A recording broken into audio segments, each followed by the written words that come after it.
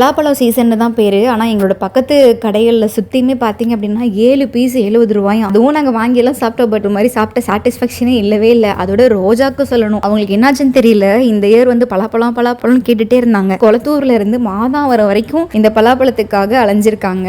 மாதாவரம் அந்த ஹைவேலயே வந்து வண்டியில ஃபுல்லா வந்து பலாப்பழத்தை லோட் பண்ணி வச்சிருக்காங்க. மேடம்க்கு ஒரு எக்ஸைட்மெண்ட், விடுவாங்களா. ஃபர்ஸ்ட் வாங்கும்போது 14 கிலோ இருந்திருக்கு. நாங்க கட்லாம் பண்ணி முடிச்சதுக்கு அப்புறம் வேஸ்டேஜ் எல்லாம் போனதுக்கு அப்புறம் எவ்வளவு வெயிட் வந்துச்சு, இது எவ்வளவு ரேட்டுன்னு சொல்லி நான் லாஸ்டா கூட சொல்றேன். அதுக்கப்புறம் நான் கிளாஸ் எல்லாம் முடிச்சதுக்கு அப்புறம் ஈவினிங் போல எங்க டீம் எல்லாம் சேர்ந்து நாங்க கட் பண்றதுக்கு ஸ்டார்ட் பண்ணோம். ஃப்ரம் சைல்ட்ஹுட்ல இருந்து இப்போ வரைக்கும் இவ்வளவு பெரிய பலாப்பழத்தை வந்து நாங்க மேனுவலா நாங்களே கட் பண்ணது கிடையாது. சாப்பிடணும்னு ஆசைப்பட்டா கூட இந்த மாதிரி ஆல்ரெடி சொல்ல உரிச்சு வச்சிருப்பாங்கல்ல, அது மாதிரி வாங்கி சாப்பிட்றதோட சரி. இப்பதான் முதல் டைம் அதை கட் பண்ணி அது மொத்தமா நாங்க எடுக்கிறோம். இது எப்படி கட் பண்ணணும்னு கூட தெரியல. டாடி சொன்னாங்க நான் வேணா வந்து கட் பண்ணி தரேன்னு சொன்னாங்க. பட் இல்ல டாடி நாங்களே கட் பண்ணிக்கிறோம் அப்படின்னு சொல்லி நாங்களே தான் கட் பண்ணி இருந்தோம். அதுக்கப்புறம் தான் டாடி சொன்னாங்க, ஆக்சுவலா பலாப்பழத்தை நான் வந்து இப்படி ரெண்டா கட் பண்றேன்ல, குறுக்க கட் பண்றேன்ல, அந்த மாதிரி இல்லாம பலாப்பழத்தை ஸ்ட்ரெயிட்டா வச்சு மிடில் அப்படியே நீளமா கட் பண்ணும்போது இன்னும் கூட ஈஸியா இருந்திருக்கும் அப்படின்னு அதுக்கப்புறம் தான் சொன்னாங்க. பரவாயில்ல, நாங்க அப்படி இப்படின்னு சொல்லிட்டு அந்த பழத்தை சென்டர் கட் பண்ணி ஒரு 3 பேர் சேர்ந்து ஒரு பக்கம் இழுத்து அது சரியான ஃபன்னா இருந்தது. அதுக்கப்புறம் அதுல கொஞ்சம் அந்த ஒரு பால் மாதிரி ஒயிட் கலர்ல அது பிசு பிசுன்னு வந்துகிட்டே இருக்கும் போல. ஆயில் வச்சு தொடச்சிட்டு ஒரு துணி வச்சு எடுத்தோம்னா கிளீனா வந்துருது. அது கட் பண்ணும்போது அவ்வளோ வாசனை, அவ்வளோ மனமா ரொம்ப சூப்பரா இருந்தது. ரொம்ப இனிப்பா தித்திப்பா ரொம்ப நல்லா இருந்தது. ஓவரால் வெயிட் போட்டு பார்த்துருந்தோம். கிட்டத்தட்ட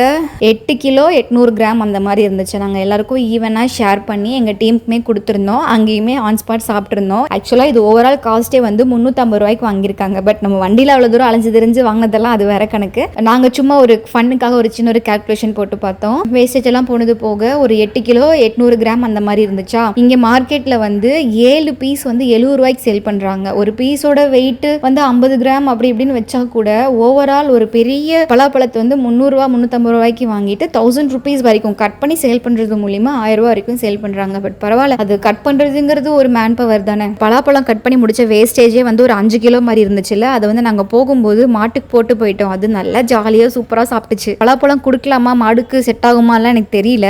பட் குப்பையும் பேப்பருமா சாப்பிட்ற இந்த மாட்டுக்கு இந்த பலாப்பழம் ஒரு பிரியாணி தானே. உங்களில் எத்தனை பேருக்கு வந்து பலாப்பழம் ரொம்ப பிடிக்குமோ கீழே கூட கமெண்ட் செக்ஷன்ல ஷேர் பண்ணுங்க. நம்ம நெக்ஸ்ட் வீடியோல மீட் பண்ணலாம். Take care, by.